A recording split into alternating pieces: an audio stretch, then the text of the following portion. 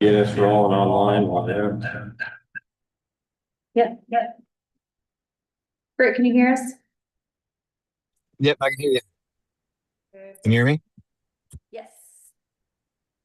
I hit record. Britt's got a haircut. Hey, sharp. Yeah, military Brit. Halfway anyway. Yeah, stopped The upper about here. part, from the ears up, the military. Yeah. Okay, I hit record. All right, we're gonna go ahead and get started with our Blufftown Council work session of July 14th. It's 4:01 p.m. and we'll start with the roll call with Jen. Jennifer Davila. Josh Ewing. Spencer Wade. Gary Huss. And online. Brett Hornsby. All right. Leah Collins serving as administrative director. All right. Got everyone on. Thanks, Britt, for being willing to join us from the road.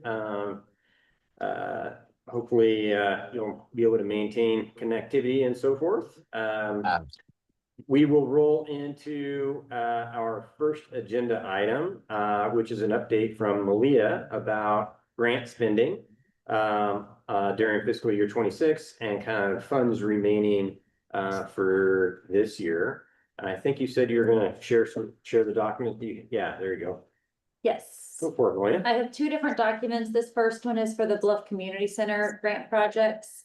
So I have two different tabs. We have the lighting retrofit and then the playground grant, which is the CPR. So I have the playground grant currently pulled up. We have spent $142,965 of our $165,000. And I just submitted a reimbursement request for $123,000 because that is the most we're able to request until the project is completed. So next steps on that one is actually the installation of that pickleball court pickleball and half court basketball court, which I'm hoping will be done soon because thank you so much to our Bluff Fort volunteers. They have actually removed our existing or that outdated playground equipment. And so our next step is going to be all encompassed in that one piece.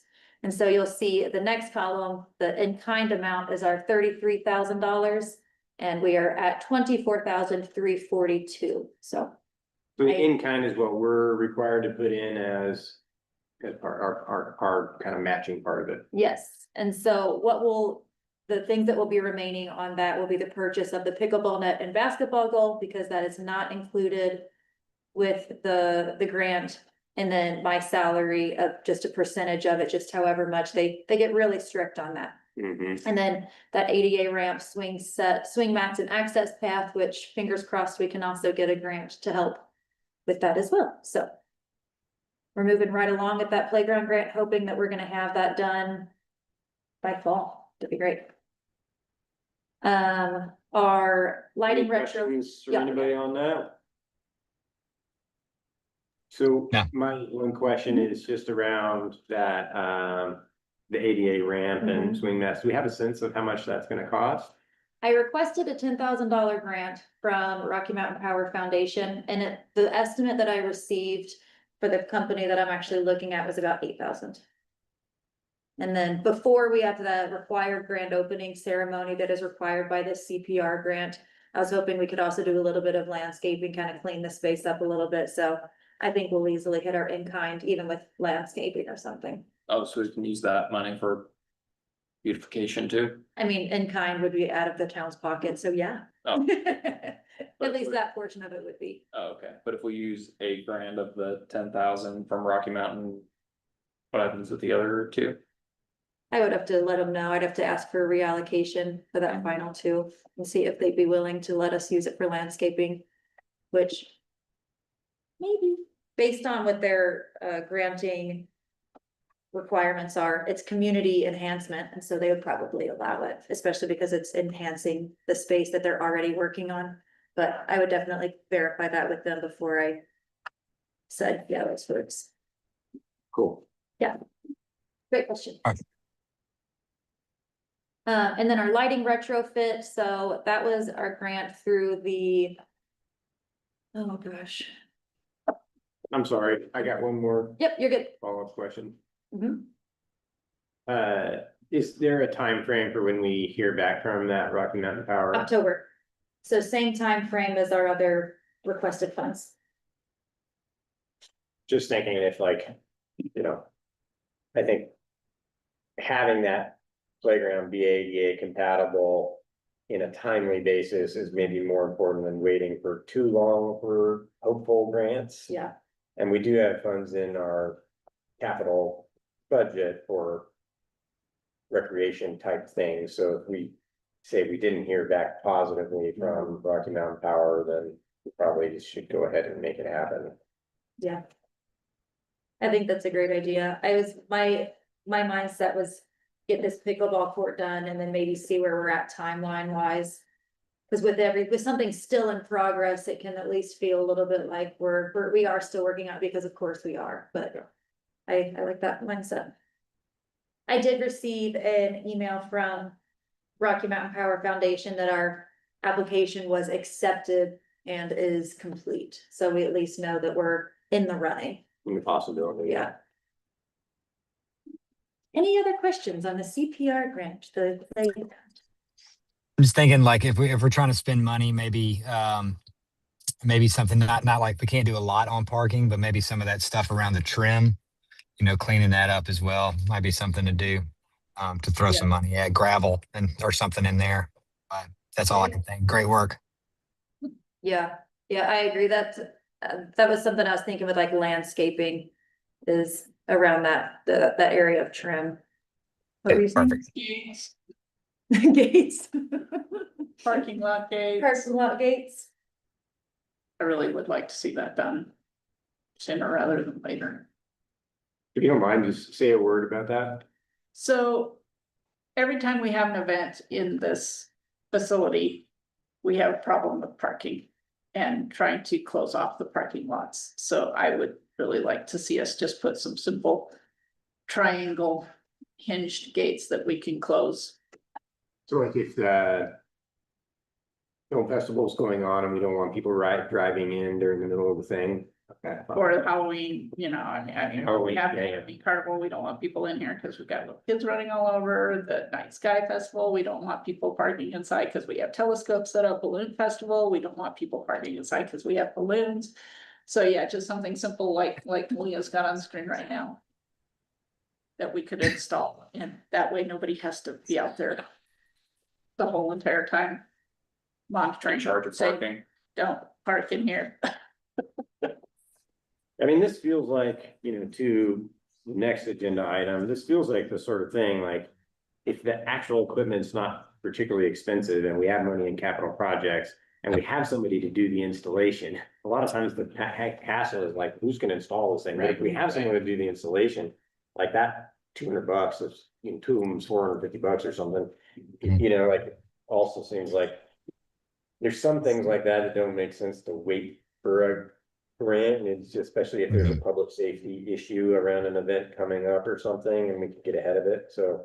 Yep. It's maybe worth thinking about those kind of things that aren't that expensive, once we have someone to do the work. That if we're thinking ahead, then it's not, we have another Halloween thing where we are concerned about it when we could have solved it. Well, and we do have big October events coming up, Arts Festival, Halloween, Yeah, Night Sky Festival is right after that, so I mean, in my mind, if we could get it done before October, that would be. yeah, maybe we fabulous. just make a goal of that. Goal to have it done as a safety thing by those events. Add yet another thing to Maria's long to-do list.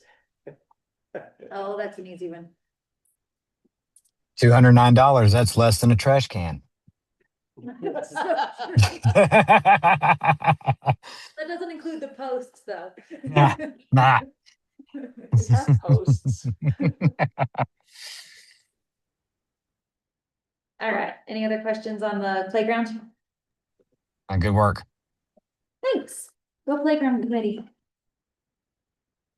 So the lighting retrofit, the energy efficiency conservation block grant, that grant amount was 27,825. We've actually received a reimbursement check already for that one, and then we actually only spent 24,984.04.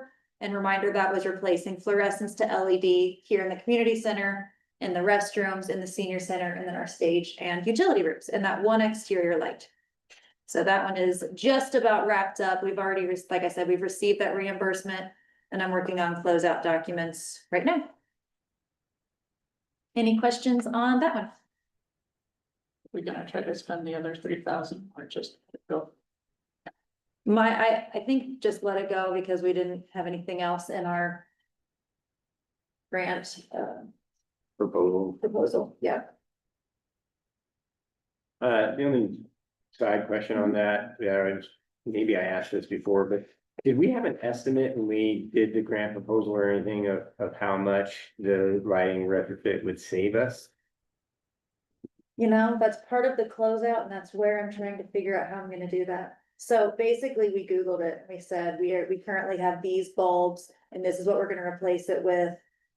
We think this is. What's our annual savings gonna look like? But the grant report is asking me to say in kilowatt hours and all kinds of different specs of how much energy we're saving. So Been it's working something, on PowerPoint to help us with that as well. yeah, we had an energy audit was completed, but that was less of these lights are producing this much.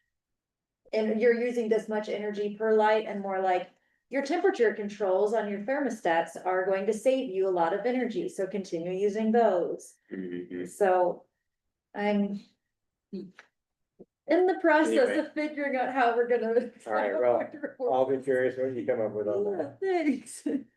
But yeah, in our proposal, we had just thrown out some estimates of, we're gonna save about this much kilowatt hours and pounds per year of CO2 things, so. Project officer will probably help me with that one. Hopefully. Yeah. Any other questions on that one? All right, I'm gonna share the CCC budget now. That one's a little bit more intense. So for our brick budget, formerly the CCC, formerly Bluff Elementary School, we have multiple grants. This one's laid out a little bit different than the other spreadsheet. I have all of our grants across the top. We have GOEO 445, another EECBG, which actually is covering insulation and lighting that we are hoping to spend by May of next year, because that is actually when that program ends. So working with our project manager on that and crossing our fingers that we get that congressionally designated funds in October. Yeah, thank you. USDA is the fire suppression materials, and so we've actually been able to spend that one. Our cultural capital is 79,450, and that is also fire suppression, but not specifically materials. And then the in-kind for that one, and then also our GOEO in-kind and our town match. So the two that we actually have completely spent at the end of this last fiscal year was our GOEO, our 445. Things that we spent that on are architecture services, our asbestos services, or asbestos mitigation, demolition, window replacement, and then portions of our fire suppression. And so that's also why we were able to spend that USDA. It was, we were able to pay for all of the materials for our fire suppression. And then because cultural capital is also fire suppression, we have about 30,000 left of that one, 35,000 remaining on that one. That will be paid once the fire suppression work is complete at the end of August is that anticipated date.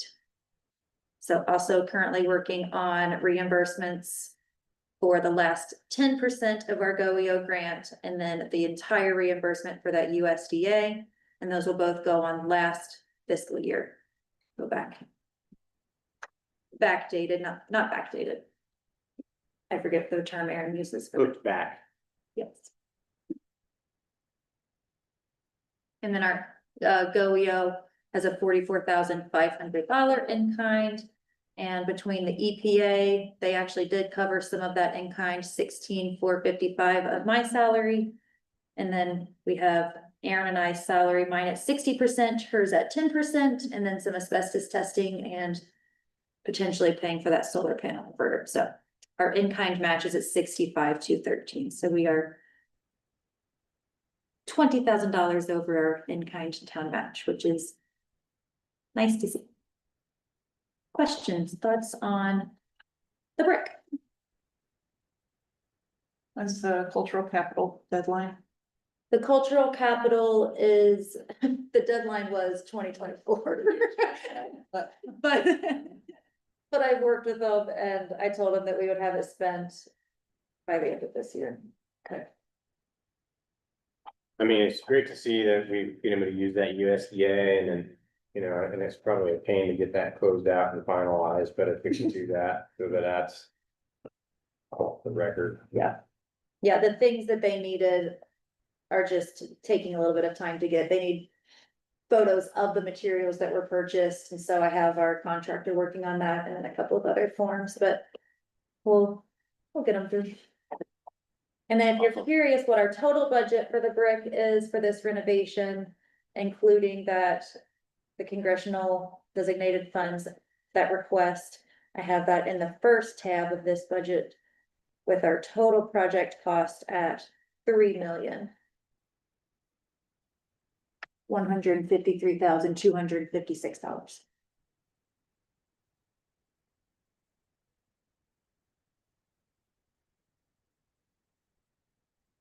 Maybe at another time when if we were to hear back from that we got some, but not all of the proposal, or if we didn't get any of it, and we'll talk about like, what is the Prioritizing. yeah, what do we do next and how do we get some benefit out of it? We good to think through that from a scenario planning at some point. Yeah.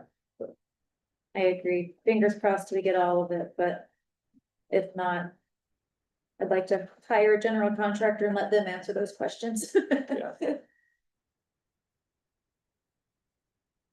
Yeah. And constantly updating these, so feel free to reach out at any point if you have any questions.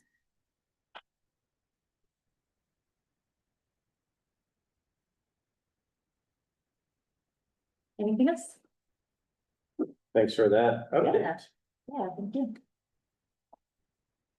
All right, you're also kind of the lead on the maintenance contract. If you don't mind updating us on the RFP responses we received. Yes. Just as a reminder, obviously this is a work session, so we won't be voting on accepting a proposal today, but this is the update, and then we will likely put this on the agenda for next week to decide what we do with the contracts. So reminder, this is a request for proposals, the independent contractor general maintenance services. We received 2 proposals. We received one from Joydino Bial of Bial Handyman. Is that what he's? No, Dynamic Handyman Services, Bial's Dynamic Handyman. I'll get there. And so he submitted his response, and both of them were on time. I called today for a little bit of additional information from both Joydino as well as our other respondent, Steve Helgerson of Helgerson Property Management. Maintenance. Well, Tanya submitted it, so I guess Tanya, but it's in for Helgerson Property. It's a good clarification. So, for Joydino, I checked in on insurance. He said that he has been in business, as you'll see, and then one of the next couple of pages, he's been in business for 7 years. He had insurance that he realized lapsed in November, and he's working on reapplying, getting that. He'll have it by next week. He is willing to get a business license from Town of Bluff if awarded. And then on page 7, his proposed service fee schedule, I asked for a little bit of a breakdown because he did say service fees are calculated to a flat rate fee. The flat rate fee includes labor, use of tools, and gas mileage. His labor is $35 an hour, his tools are $1.50 per hour. And gas mileage is, he's 21 miles from Bluff at 70 cents per mile. Just a little bit of additional information for you guys on that one. And then for Helgerson property, I contacted them with the same questions about insurance and business license, and they submitted proof of both.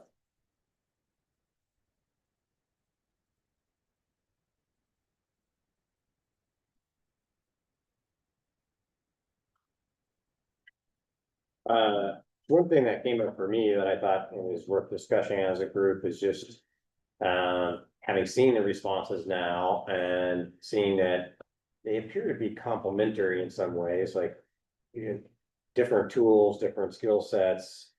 One, Joydina did, express concern about working at the cemetery, understandably from a cultural standpoint.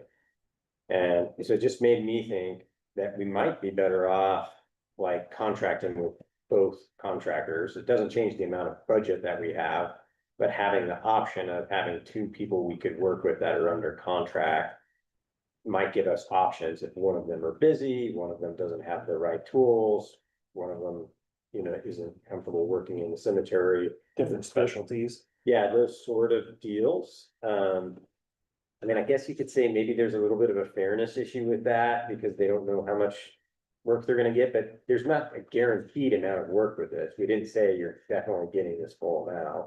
It's kind of on an as needed basis. So that's something I wanted to float for the council to think about and maybe for the staff to just research. I don't know why we couldn't do that. But, maybe Aaron would know some reason why that'd be problematic. Maybe we could have one that was kind of designated for smaller equipment type maintenance. And then one that requires larger equipment maintenance, because I would imagine that's probably the main breakdown between the two of them. From looking at the equipment list and so forth, that was an obvious one.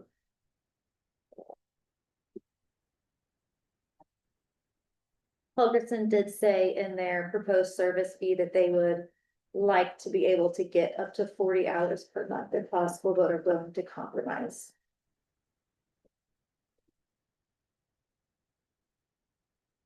So what is that math live, but this is a work session, so we can work on it, right? Sure. So 35 times 40 would be 1,400.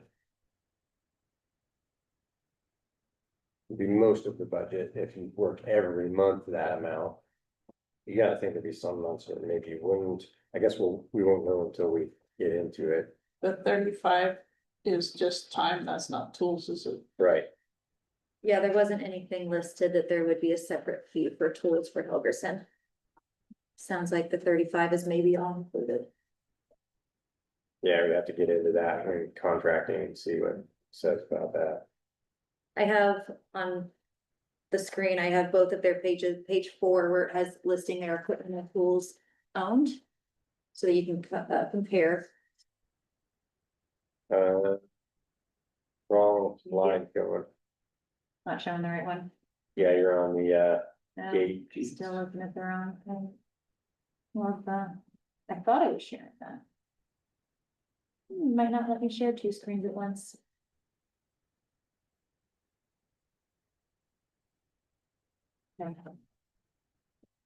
For those in person, up on the big screen, you can see it. Right now, I'm currently just showing Helgerson on Zoom. I would like some clarification if that includes equipment, because I would be amazed if he's charging $35 an hour for use of a backhoe.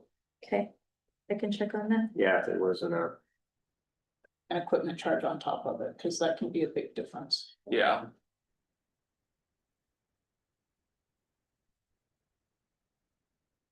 You can't even put gas in $5 right? Count what? You can't even put diesel on a backhoe for $35 right now.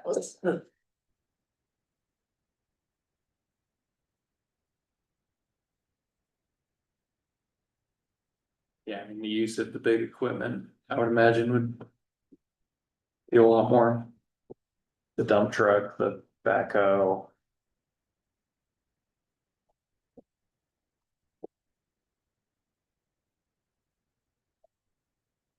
Yeah, let's try to get clarification on that. Okay,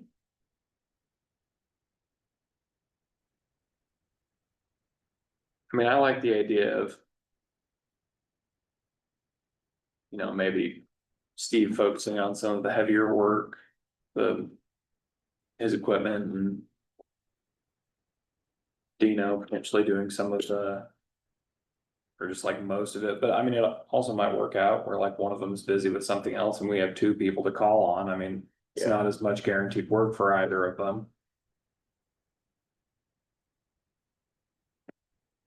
There also might be times where it might be nice to have both of them going at the same time too. Yeah.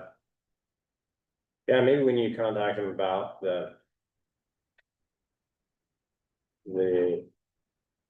tool fee, if there is one, you know, clarify if he'd be open to that sort of a dual understanding.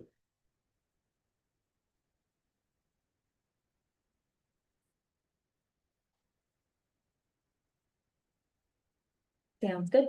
And then just to point out, Helgerson requested, so number 3 is explain what equipment, if any, would be needed. And they said it would be beneficial for town to purchase an attachment or piece of equipment for grading roads. Yeah, we talked a little bit with Michael about that. I mean, I'm not remembering if we did it in a meeting, but there's like an attachment you can pull behind even a four-wheeler that I guess is really good for knocking down the Like box box cannon. stuff. What's that? Box cannon, maybe. Yeah. Hmm. And it seemed like a reasonably priced thing that would be helpful for the town just to have, and then if you have something to drag it around, yeah. Yeah, and Helgerson has a 4-wheeler for pulling a drag. And we could pull that from the roads budget. Yeah. That kind of equipment could be. I think it came up in the budgeting, maybe it was not in our meeting, but just a meeting I was having with them, but I think it came up in the budgeting, talking with Michael about what type of equipment we might need in that roads budget, and he had talked about wanting something like that.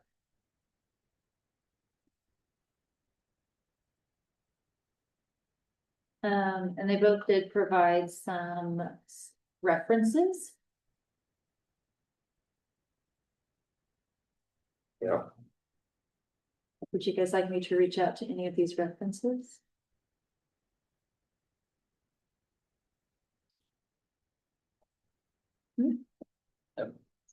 So if I remember right, that basically they're both proposing essentially the same hourly rate. Yes. So if we were gonna pick one, we would need to break the tie based off of something, whether it's based off of their equipment availability or references. So I think it would be helpful. Would be helpful to get a little sense from the references. Okay. I didn't understand on the one guy's references where he says academic tutor or something. Didn't describe what he did for those guys. Tutor academic medical, That was Georgino's, right? yeah. Where Helgerson's had described, okay, this is what I did for him. But it might be helpful to know what he did for him. Okay.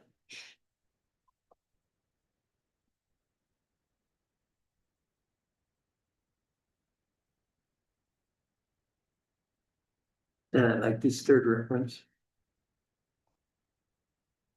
I am my references.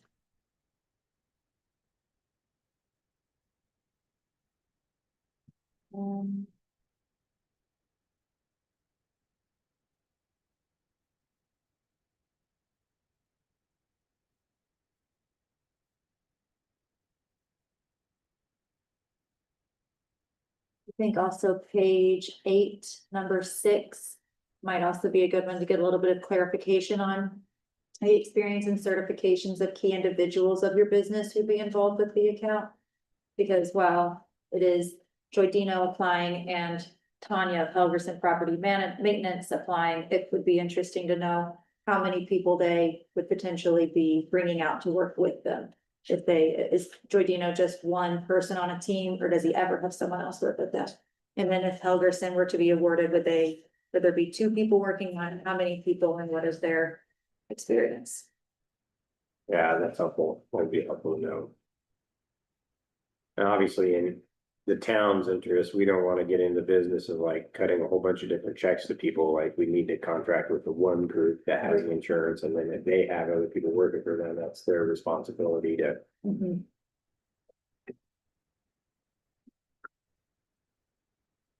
All right, anything else on the maintenance contract that we should have Malia working on prior to us this coming forward to us for a vote or decision? All right, sounds good. I guess just finding out if we could hire both of them for it, like if that's kosher. Yeah, if there's any reason why that. would be Yeah. good. If we decide to go that route, Yeah, I mean, it'd be good to know that. The only thing I would think on that is it's not a whole lot of money for a year. Mhm. And if you award one of them all the heavy, the harder work for the same price you're paying the one to do the lesser work, they might just say, no, it's not worth it. If we don't get it to do the easy work with the hard work, it might not be worth it for me, yeah, type of thing. At the same time, the higher pay for using the heavy machinery is going to, And if they were charging for the machinery, yeah. right? that would make more sense. So that's, I think that's what we're following up on, is that machinery cost. And then also just asking them, like, you know, do you need this full contract to make it worth your time? Or if we split it a little bit, would it be okay? Right, cause that might be enough for either of them to back out if it was. Or not be willing to do if it was gonna be split. Yeah.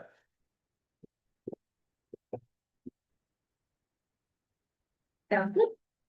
All right, the next agenda item, I think either Britt or I have spoken with everyone briefly about this, but there was a vacancy on the Planning and Zoning Commission. There was only one person who applied, which was Tom Hisserod. And there was some hesitancy from a couple of members of Planning and Zoning, although not everybody from Planning and Zoning was part of the vote. About putting Tom on. I have talked to members of the Planning and Zoning Commission and decided after some conversation with Tom and also with the Planning and Zoning Committee to go ahead and appoint Tom to serve on the Planning and Zoning Commission. As a reminder, this is a pretty temporary appointment. It's to fill a vacancy that only runs through the end of the year. And so it'd be an opportunity for Tom to get a sense of whether or not he likes working on that planning and zoning that makes sense for him. And then also, you know, for the town to see how he works in that role. So I just wanted to give everybody a heads up that my plan was to put that appointment for you all to consider, advice and consent on the next agenda. So a little bit of a heads up on that. Maybe if anybody has anything they need to say now, feel free, or if you have concerns about that approach, feel free to approach me afterwards. I think we've had some discussion offline about it, so I think we're probably good to go on that, but just wanted to put it out there formally so the public and the planning and zoning commissioners know about it. You have a meeting later this week, Thursday, right? yeah. So maybe helpful to know kind of the intent of where things are going. Yes. All right. Sounds good to me. Yeah, I'm really appreciative of folks working through a bit of an awkward situation, Tom being willing to serve, and y'all working with on that. So, thanks everybody for working that through. New business items. I think, these items all involve a little bit of combination of policy and kind of heads up nature. as we talked about at the beginning of the year, when we kind of set our priorities and we said housing was something we really wanted to work on for the year. We've had a bunch going on and we still haven't really moved forward too much with that priority, but I do want to get moving on it. And this is my thought of how to approach this moving forward, is that we pull together a working group. It's not a formal committee, commission sort of thing, but a working group of interested, residents, businesses that are interested in this housing issue. And we have them, and certainly we could have council members and planning and zoning members on that. And we have that person work with a consultant that's familiar with housing issues, ideally familiar with rural housing issues, to come up with a bit of a game plan for the town to assess like what our weaknesses are, what are barriers that are maybe blocking us from getting the housing that we want, the diversity of the housing, that sort of thing. Maybe we have some planning and zoning issues in our zoning ordinance that are keeping housing from being developed. What are the blockers essentially, and what are some steps that we as a town could take to advance housing? I talked to a few folks at Utah League of Cities and Towns at their conference and subsequent to that, and it does appear that there are those sort of consultants out there that could likely work with us. And likely we could do it for not a crazy amount of money. We would need to put out an RFP of some sort. We did put some money in the budget on this. So in terms of next steps, my thought of how to go about it, and this is what to bounce off of you, is that we all start to think about who are some people in the community that we know are interested in housing or might have some expertise to lend, and kind of crowdsource amongst ourselves who might be good to serve on that. And we could kind of put together a bit of a list. In the meantime, put together an RFP that we would put out for a consultant. And see what kind of response we get to that. The folks at Southeast Regional Development Association, CERTA, said they'd be really happy to help circulate that and get that out for us. And as well as the kind of county housing effort that's been going on, they had some ideas on that too. So we really just need to get on paper what we would want this consultant to work on. I'm thinking it's a somewhat limited engagement. It's basically putting together, a report on housing needs and blockers and what the town could do. And then we would see from there, do we need ongoing, further support from a consultant of some sort? It might be a different one, might be the same one, but a somewhat limited investment to start off the conversation and develop a game plan. Anyway, love your feedback, thoughts on that approach. And then also, obviously, if we're going to go ahead with a work group, any ideas for people that you might think would be good to serve on it? Do we know how long? We still have Una for until October, is that correct? Mhm. And then CERTA's supposed to be kind of stepping in where she's leaving now. Una is. She is a fellow? consultant. She is a consultant. Her work vow, her last name consulting. And she's been doing monthly housing discussions for the Southeast Utah region. Yeah, the last time she gave an update, basically what she's trying to accomplish before leaving is two things. Putting together a website with kind of resources for the CERTA area, which includes San Juan County. And then also trying to put together kind of the framework for this idea of a housing foundation for the area that could potentially, write grants and bring in money to help out with housing regionally as well. What she's not doing is working on any specific projects or with any specific communities like, Bluff planning or anybody to create plans and that sort of deal. So I see what she is doing as maybe complementary to what we would try to do, try to be a bit more specific to Bluff and what our local challenges and opportunities here are. I wonder if, I'm trying to get his exact name. Mick.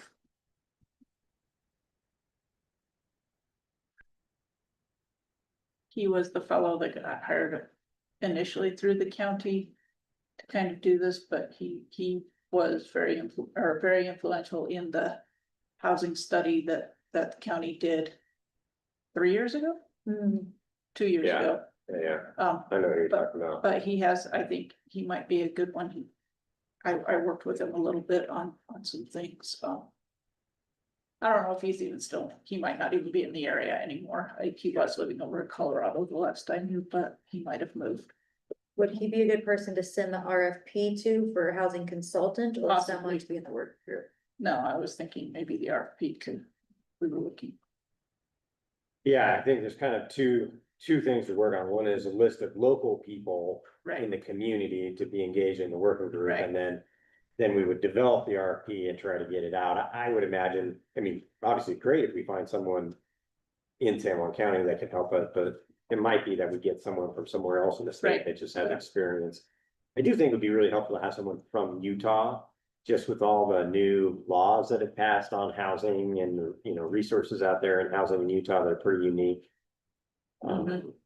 Well, I thought that might be why he would be a good one too, because I think he was fairly up on that kind of stuff.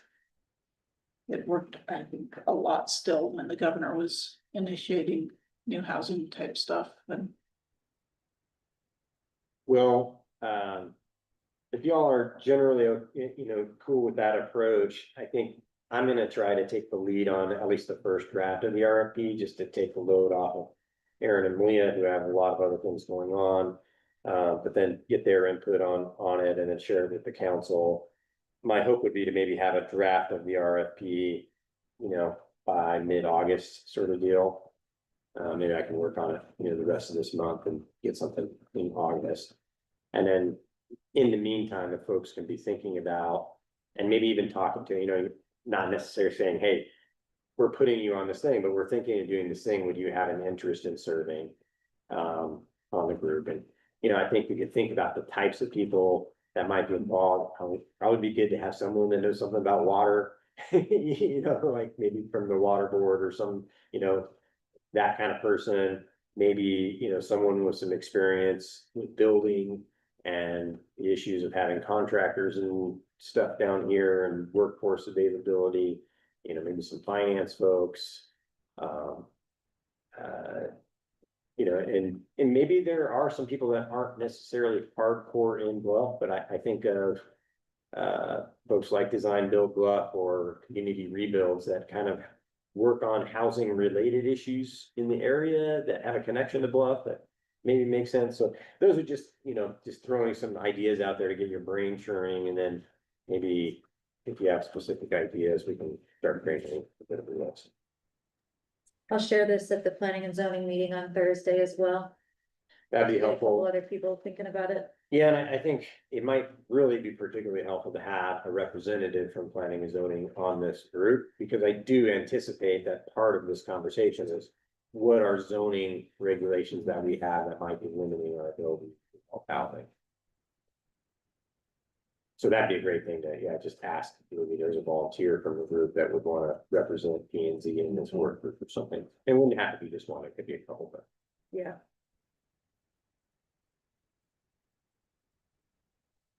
Anything else on this topic?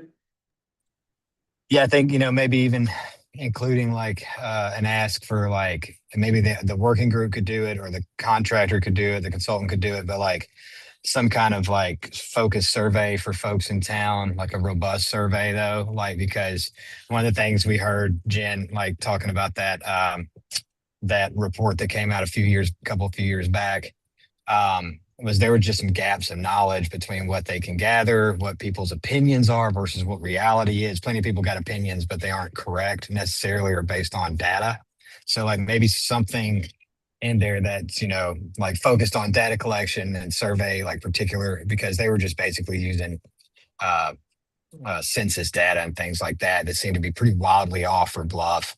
As you all know, going around, it doesn't really match up with our census. So I think maybe something like that built in would be great. And then, yeah, to go on with everything you said, Josh, yeah, you know, people that are focused on affordability, because I think that word means drastically different depending on who you talk to, so it's something focused on affordability in particular, so. Yeah, thanks, Brett. I think that it wouldn't be that hard to just kind of in a matter with a few volunteers, in a matter of, a day or two, just like inventory every building around Bluff and at least make an estimate of what the housing there, like it's not that hard, we're not that big, like compared to some other places where, getting data would be harder. So maybe building that into the RFP and the process. Whether it's volunteer driven or the consultant helps with it.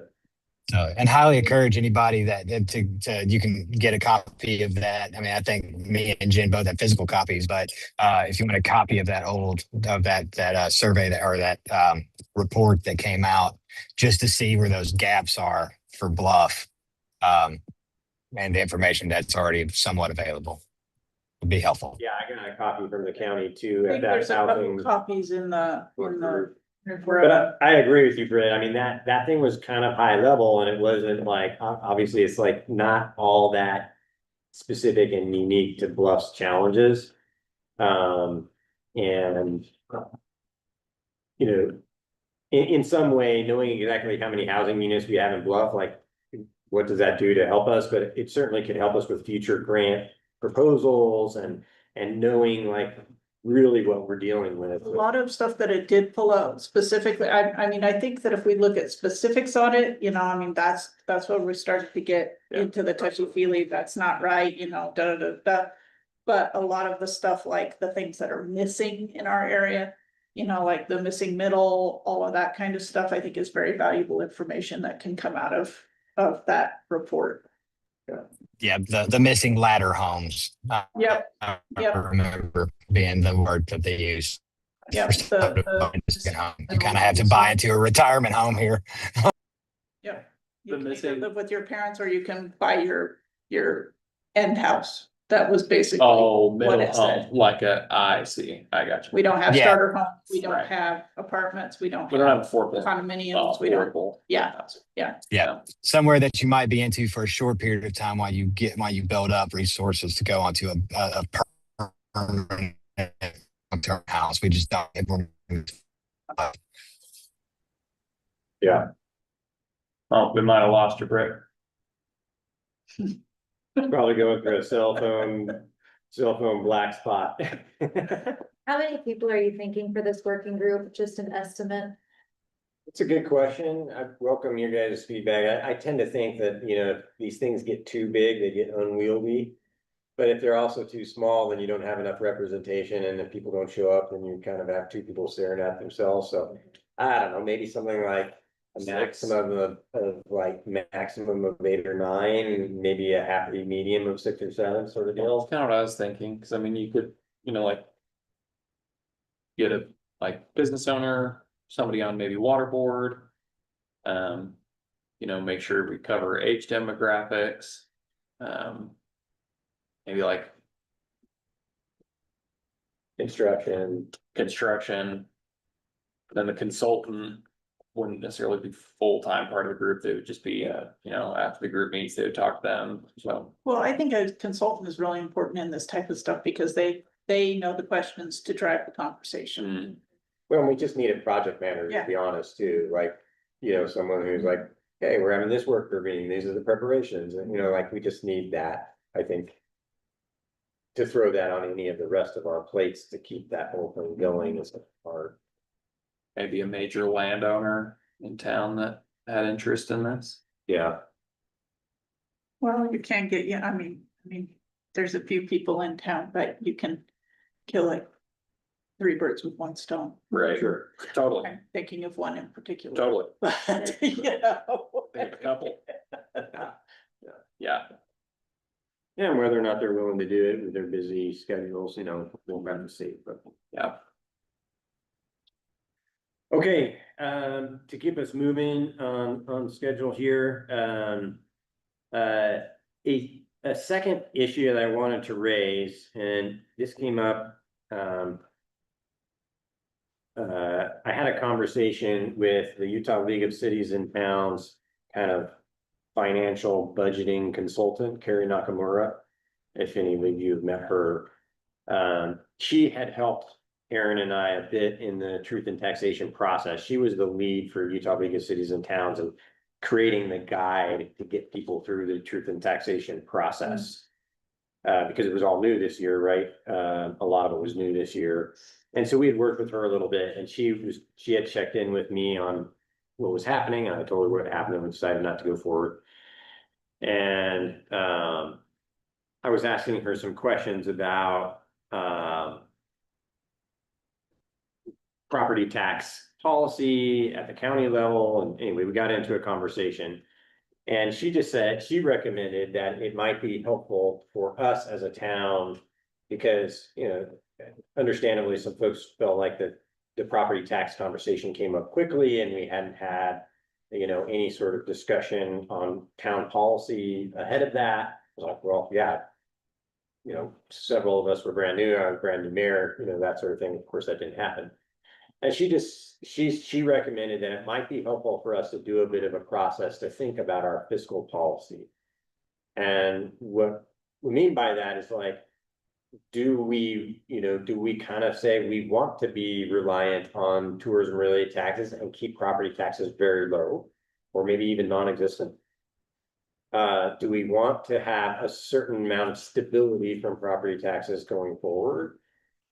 How much of a fund balance, like basically rainy day fund, do we want to make sure we have, especially if we're going to be more reliant on taxes that are up and down with the economy, like tourism taxes? How do we want to think about our capital projects? The kind of, I'll just say, default policy of the previous council was putting, instead of building up fund balance, was to put extra rollover money into capital projects. So we have a really robust capital projects fund, but very little, almost no fund balance. So looking at these things and what our wiggle room might be to move around it. And I thought, well, that's a pretty interesting, you know, question. It's not like, you know, it might be helpful for us to have a external third party that's worked with other towns kind of guide us through that conversation.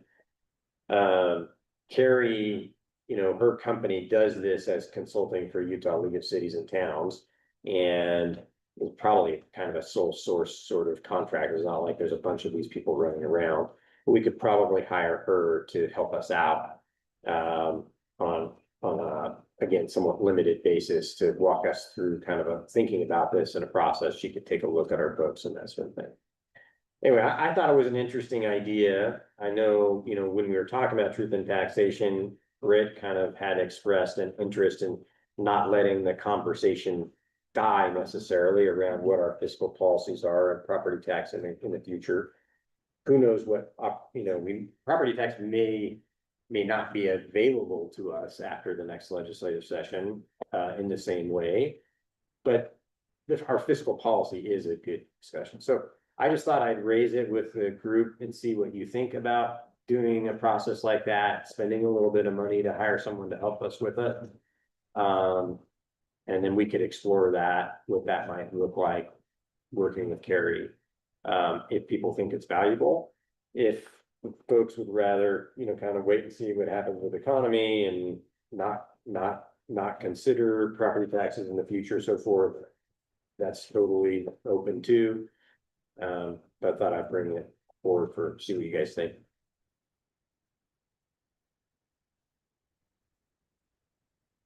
I would definitely like to know more about, you know, just get a better understanding personally of how, you know, how property taxes go about being dispersed, what kind of avenues we can have to make sure that we're getting the most bang for our buck, so to speak, and things like that. And I also think it's important to try to keep up with inflation somewhat. I don't want to get us in the point where we're forced to have to raise property taxes some exorbitant amount to cover things because we just, you know, didn't want to deal with it as we're growing. Well, I think I would be in favor. I guess what I'm saying is I would be in favor of having somebody who could kind of come and help us work with the understandings of those type of things.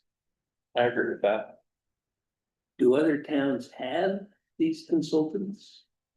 Cause I'd like to check with some other towns to see if they're beneficial. It's a good Cause idea. I've heard that you bring in a financial consultant and they. Not always in the best interest of the town. I mean, Carrie works with towns all across Utah, big and small. So, you know, I'm sure she could give us some, Towns that she will. towns she worked with as, you know, kind of like, where we were just going through, we call it references for us to talk about. I'm not sure any of them are quite as small as us, but, you know, some of them are somewhat rural. Would this need to go through RFP? Well, that's you know, Aaron and I talked about it a little bit. It would depend. I think likely the size would be relatively small, and you could also probably consider it sole source, like there's probably not a whole lot of other folks out there. But yeah, we'd have to look into that, whether or not there are other viable folks, in which case we probably would do some sort of RFP. I did look into whether or not we could tap into her through the Utah League of Cities and Towns. And unfortunately, we're in this weird spot where, because we have permanent full-time staff, we don't qualify for the financial support of the, what do they call it? The local advisory, the LAA. The local advisory program. Yeah. Which is for small rural towns that don't have full-time staff. And so we're definitely small, and we're definitely rural, but because we have full-time staff, they can't let us use their consultants for free, basically. Well, but even if they, I mean, that could throw somebody else in the mix, though, if we were like, you know, here's some. You know, just give us a list of people that we could send RFPs out to, or investigate some more or something like that. We were looking at some. And we do have a resource within that organization. While we can't use their funding, they have still assigned someone Right, to us right. that can help us, so we can reach out to Jerry with that. They can give us advice and strategy and stuff like that. They just can't spend money on us, basically. Right. What are your thoughts, Brett?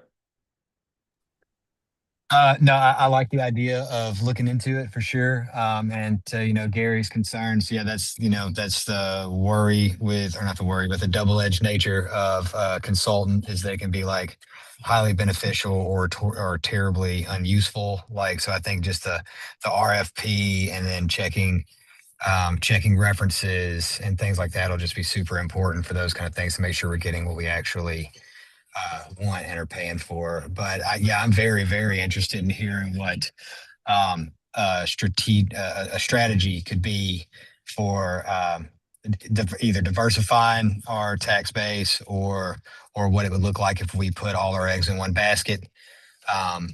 Yeah, those kind of things. So, and I think there's also a good benefit for having something like that pulled together for the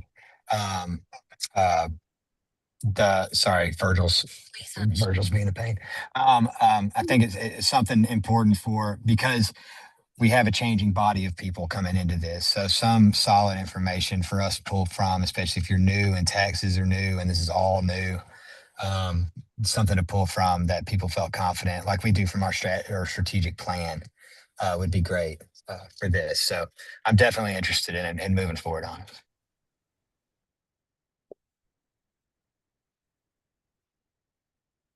Well, if anybody has other thoughts, feel free to reach out and let me know. I'll talk to Erin when she's back. Again, we got a number of kind of year-end things closing out, and kind of explore what this was look like. Part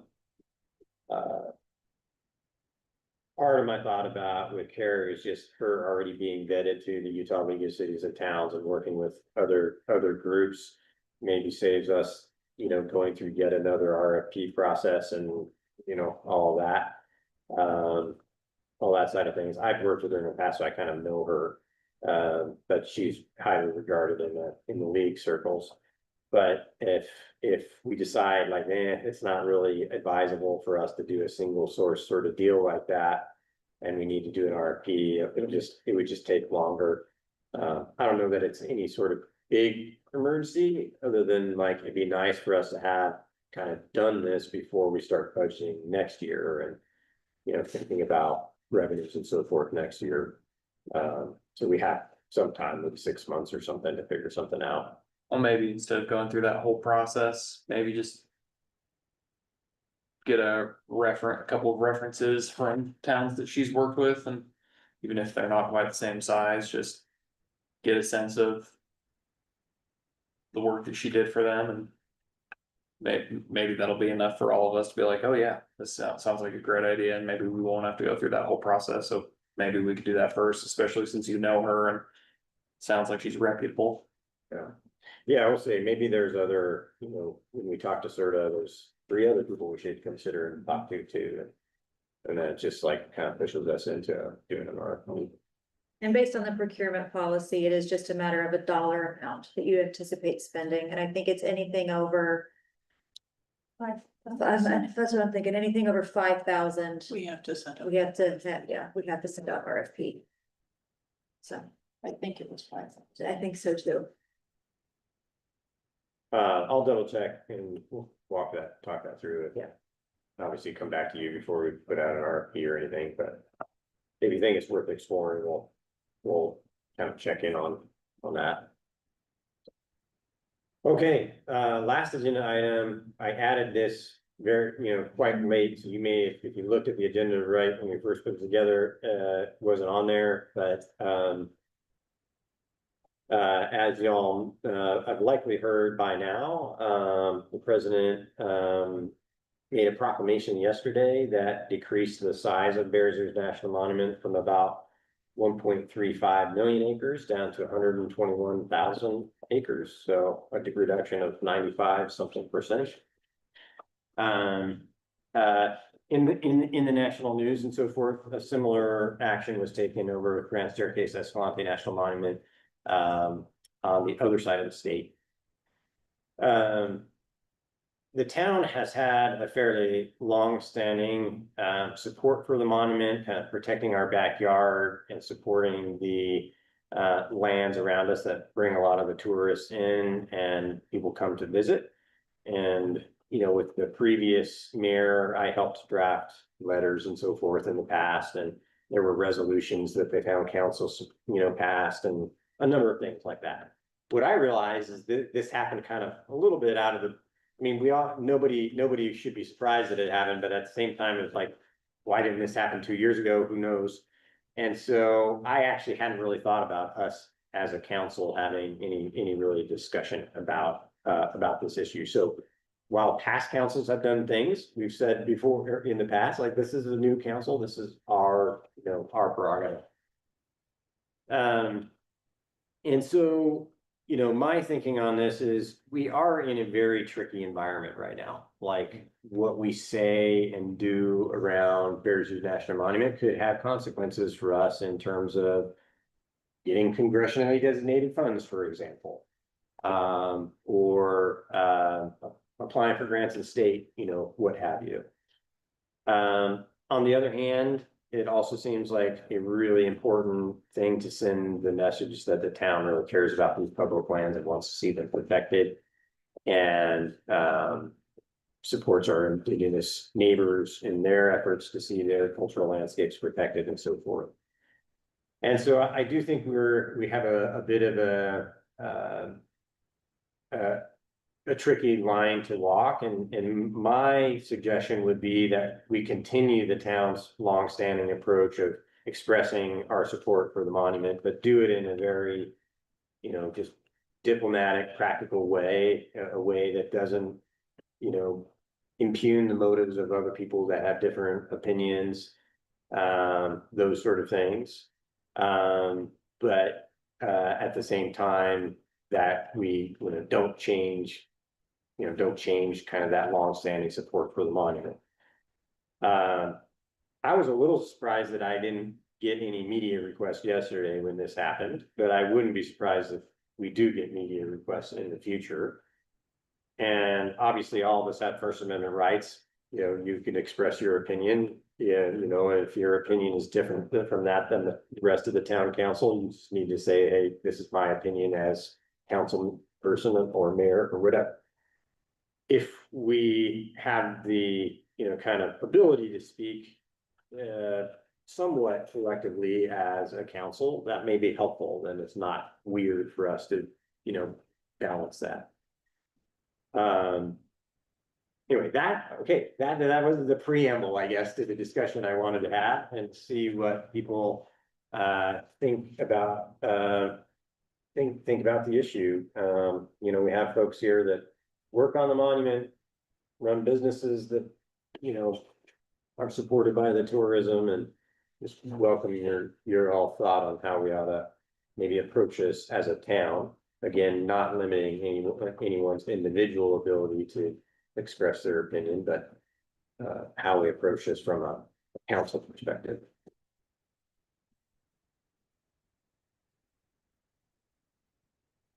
I think as a business person, I've always tried to take.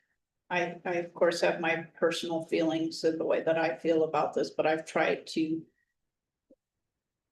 remain fairly neutral in my business presentation. You know, I feel like the monument is important, but I think that, well, I'm going to use counter exist. I get very upset when Blanding and Monticello are so vehemently no monument, and let's help promote all kinds of misinformation about things on the monument. So, but I think we can easily go too far the other way too and say pro monument, and you know, so I try to, I really kind of like to try to walk the middle of the road.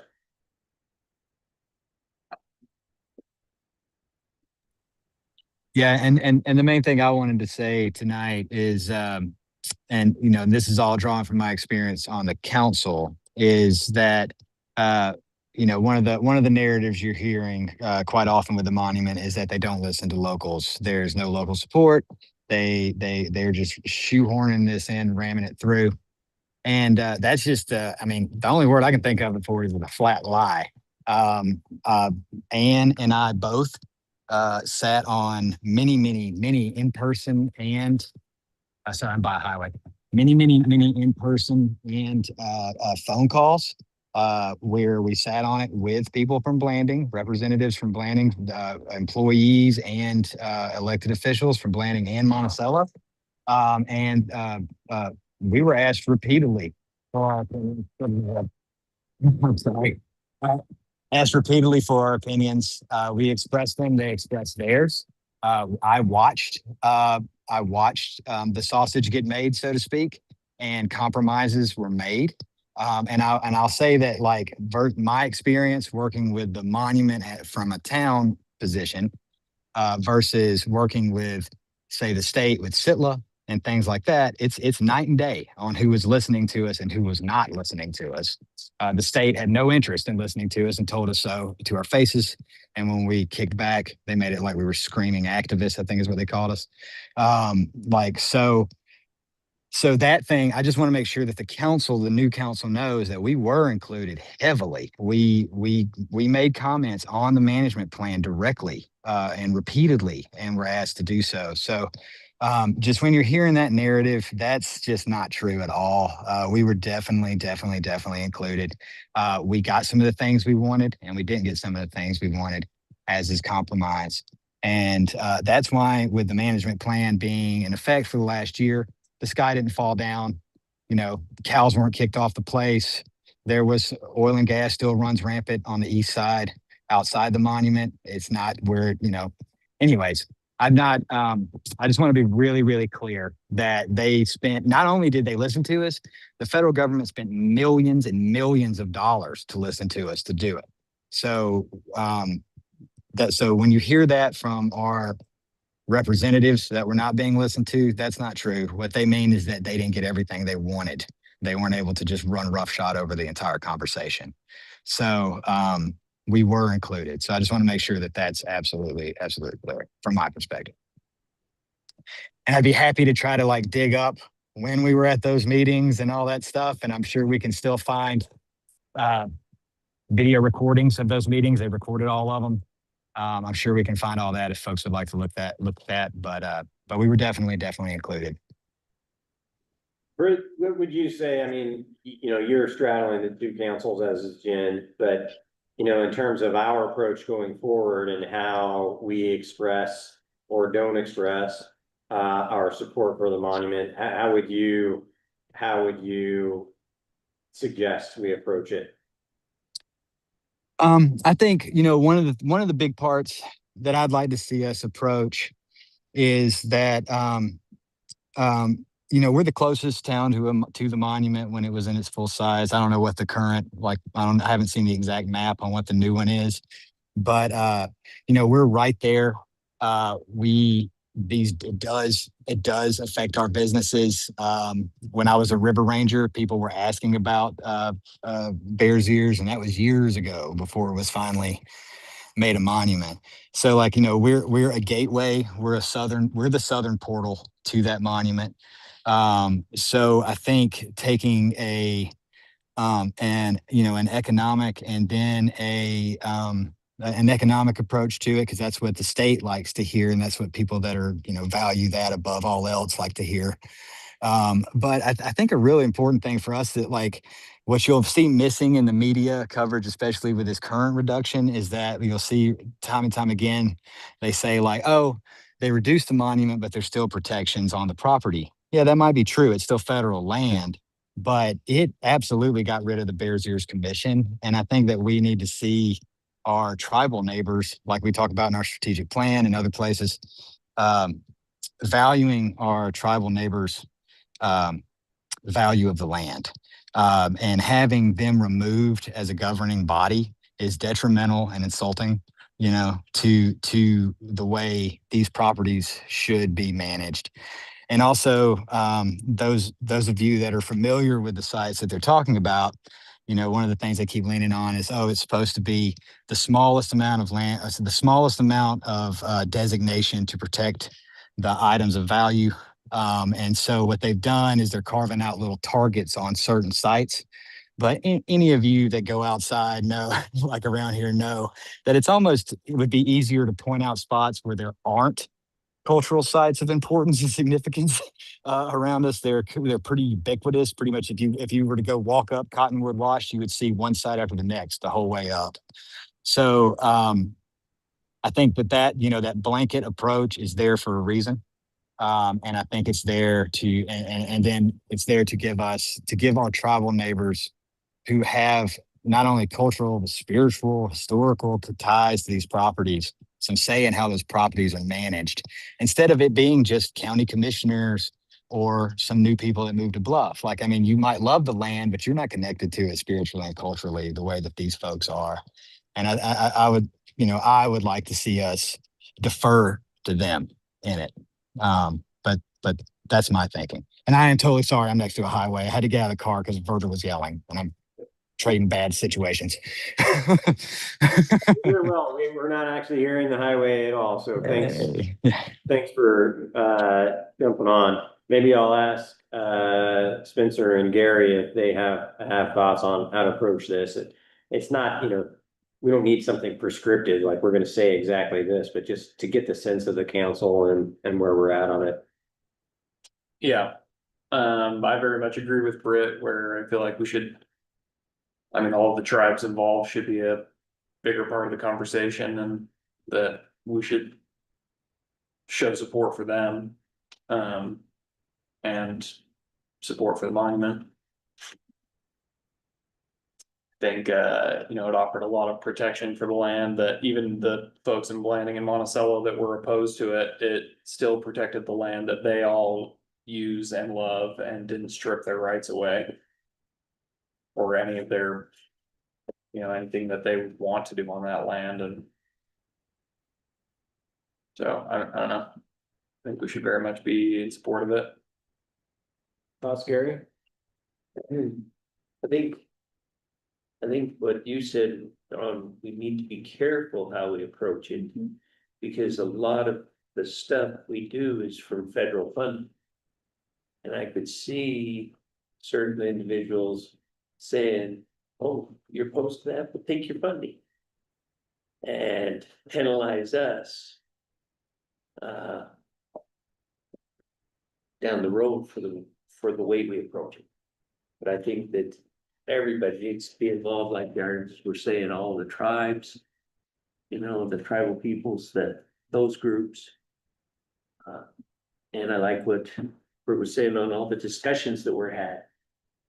Back when. And the involvement, because a lot of times the stuff doesn't hit. The press, which actually happens. And it's good to know that there were a lot of good conversations had. And that they were listening. Well, and I think I think that's one of the most crucial things that we really need to pay attention to is to make sure we have a seat at the table in what's happening, because we are, as Britt said, the southern entrance to Bears Ears National Monument. And, you know, to me, this baffles me. I don't know how we could keep this teeter-totter swing set, whatever you want to call it, thing going. I mean, I don't know how we're supposed to be expected to continue to play this game every single time we switch an administration. I mean, it's absolutely ridiculous, in my opinion. I'm with you. Think the same thing. I think, you know, towns and users of the monument deserve some certainty of how it's gonna be managed going forward. And I've always said, I've never said that a monument is the best way to protect the area.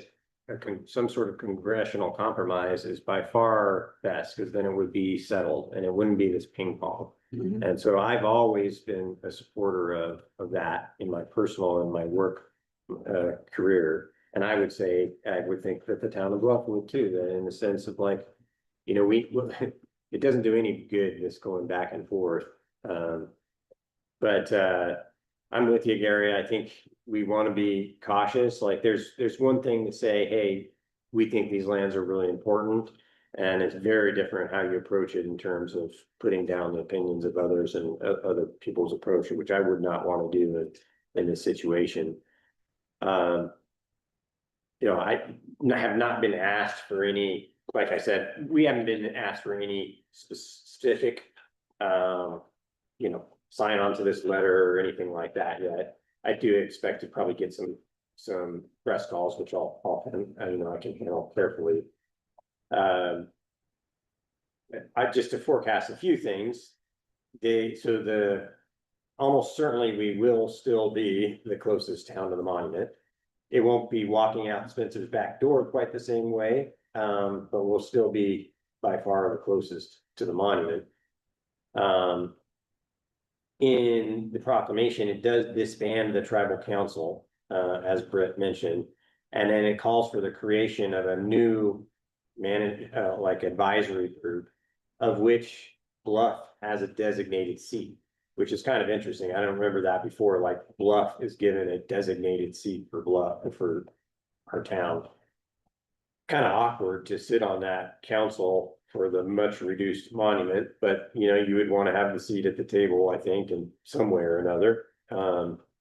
We'll see how fast that happens, or if that even happens by, you know, in the next couple of years. More to come for sure. My expectation when we see the maps is that the Comb Ridge will still be in the monument, but everything between Comb Ridge and here, so the vast majority of the land in Bluff's boundaries that is currently part of the monument wouldn't be in the monument anymore. We'll have to wait to see the maps, but I think that's pretty likely, because it's such a dramatic reduction in the size of the monument, and the way they described it in the proclamation suggests that. You're gonna even come up with maps? I mean, I remember how long did it take us first 2 times to even get a map that we could give people, you know? I mean, it was years. Yeah, it wasn't, you know, the map of the monument wasn't ready in the proclamation, but they did say that they reference it. So it exists. Right. It exists, but just have to track it down. I would guess that we see a map pretty soon. Malia, did I see you had thought? Yeah, just a quick question. Britt was talking about the time that the time that it took to create that management plan. Did the current reduction proclamation state anything about the reduction or the management plan and Gone. all the management plan is gone? Well, my reading was no. And then this is just my past experience was that the president doesn't have actually the unilateral authority to get rid of the management plan. They actually have to replace it with a new management plan. And so there will be, theoretically, there would be a process to come up with a new management plan for this new monument. And then the management plan for what's not in the monument. So, you know, again, I'm not a legal expert, but I read the proclamation pretty carefully. It didn't say, I hereby disband the Bears management plan. So I think what people would say is that that will remain in effect until such time as it's replaced.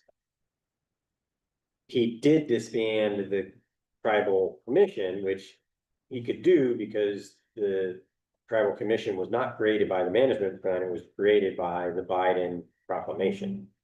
So basically his argument is I can undo what Biden did, but I don't think he's arguing that he can undo the management plan unilaterally. Now, they might decide to move quickly to do a new management plan. But Do the lands taken out revert back to the governing, I mean, because this all was federal lands to begin with, do they refer back to the prior governing agency to manage them? well, they will still be managed by the Bureau of Land Management, the Forest Service. And because the Bears management plan was an amendment to the Monticello Field Office and the LaSalle and the Forest Service District, and that still would be in place. So there's not really a reverting back. They would have to come up with a new plan to change it. That's according to that's how I understand it from having gone through this 2 other times. I just remember one of my biggest frustrations was the pass the buck, you know, oh, well, that's not BLM land, that's Forest Service land. Oh, that's Glen Canyon National Recreation Center land. Oh, that's, you know. Yeah, and that will continue to be the case, but you know, for example, the regulations on the river to run the river will still be there. You know, the limits on group sizes on how many people you can hike with will still be there. They could change a lot of that in a future management plan, but they'd have to go through that process. Yeah, the last time it was reduced, we didn't have a management plan in, so it just reverted back to what had been done before. Now we've got this new one in that was signed in, when was that? Was it January last year? Yeah. Yeah, so it will be interesting to see what they do, but we are kind of in uncharted territory with a lot of this. I mean, the sad thing for me is like, honestly, even though we have a management plan, it hasn't been being implemented because of this politics. And it's been 10 years since we had the monument, and there's still no real strategy of how to deal with visitors and how to deal with the issues that we have. And my guess is that we're gonna have, you know, several more years of nothing being done because of the political ping pong. And what we really need is practical stuff to get done to take care of the land. So that's, to me, the saddest part of the whole deal. It's really, in my view, it's a, you know, mostly just a job creation program for environmental lawyers. You know, it's they're gonna be in court suing more instead of us working together to take care of the land. But I just pulled up a map, I don't know how accurate it is, showing what the new boundaries are, and it's pretty similar. If this is accurate, it's pretty similar to the first reduction. The section coming basically up from here, and then a little portion in Indian Creek. yeah, it's just like half the size of the last one, so it's even smaller. Yeah. Looks like it's like just going up. Of Comb The Ridge, comb, yeah. yeah, like just the comb, and then a little bit over like Arch Canyon area. So the Bears Ears Buttes. Yep, and then a couple little, maybe like one Kind of hard to tell from this map, but maybe just a little finger going over the weeds themselves. Is this what it used to be? This is the new one. The red's the new and Mhm. the blue, that's what it used to be. Yep. We're not even percent village. Yeah. If you're able to 90. share that with me, Spencer, I can Yeah. put that on the screen. All right, well, I think it's just helpful for us to have a discussion out in the open on the public record of a little bit about this issue and I think we'll use caution how we approach it. And I'll, keep you all in the loop as if there are formal things that we need to decide, involvement in commissions or letters or those sort of things. I'll try to keep you all in the loop. Yeah, and I just want to add two little more pieces about the approach, and then specifically with the media. Josh, you know this from years of dealing with the media around this topic. It's a controversial topic, so like by nature, as soon as you engage with it, like just be very cautious when you engage with the media on this issue because what they're looking for is red meat of controversy. So like if there's anything that you say and you phrased it kind of half wrong or whatever, they will latch onto that as long as it's controversial. And once you say it, it's out of your hands on how that will be presented by the journalist that spoke to you. So just be very, very, very cautious when speaking to anybody. Feel free, but just once you speak to them and they print it, it's out of your hands. So just be very, very careful. And then Josh, too, one of the reasons you might not have gotten a reach out just quite yet is that like when Trump came in, we had a pretty big flurry of, I'm gonna say it was like 4 or 5 interviews Ann and I did with like New York Times or somebody, just people all over, Moab Times, just kind of varying from local to national, reaching out because we thought it was imminent. The journalists thought it was imminent, and they were telling us like, well, hey, we're writing this, so we've got something ready to go. So some of those might be sitting on some of that old stuff. But anyways, just wanted to make those two points about media in this topic. Yeah, thanks, Brett. Any other thoughts from anybody?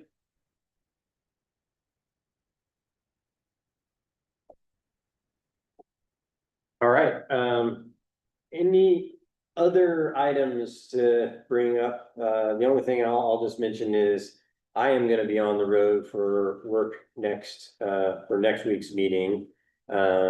Which the agenda is not gonna be a crazy full one, but I'll make every effort to be on via Zoom. I'll let you guys know if I think that'll be a problem, but my intention is to be on The next meeting. at the next meeting, yeah. I'll also be on Next Zoom Tuesday, for the so. next meeting. So we may have a, I'll be in-house. Do we need a backup? I mean, our pro tem is out, our mayor is out. Who's the next? for what purpose? I don't know. I mean, I think, theoretically for running a meeting or whatever, I think you can do it on Zoom, but maybe if you can be here and available to. Yeah, if well, we're- we do have to have a live body in, right? I mean, I guess Aaron and Emily will both be here too, but does a live body mean a council member, Gary would probably be here too? It doesn't Yeah. have to be. Yeah. A placeholder isn't.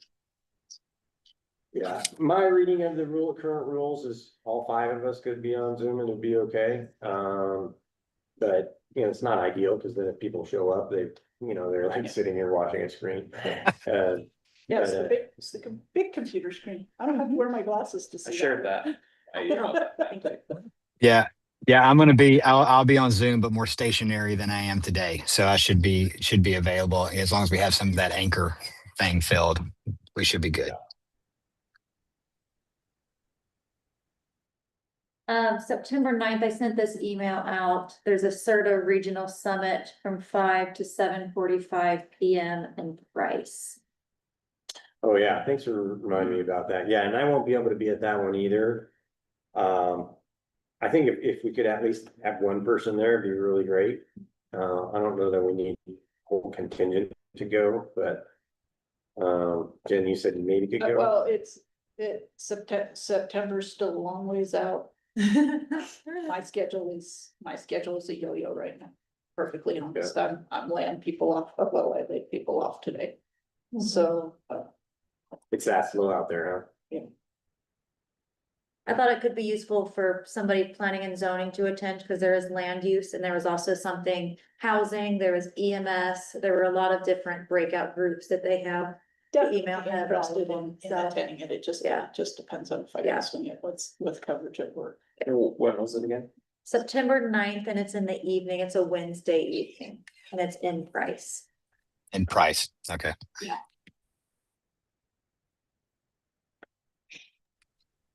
So I I'm can look also at gonna- it as well, but I mean, my schedule's more fixed, but I'll look at it and let you know. I don't think I'll be able to attend. All right, well, it won't be the end of the world if we can't, but if we can work on that, that'd be great. Yeah. All right, hearing no other items, we'll consider ourselves adjourned. Thanks for the discussion today, and we'll see you next week. Thank you, All right, guys. Thanks, Britt. Be safe out there.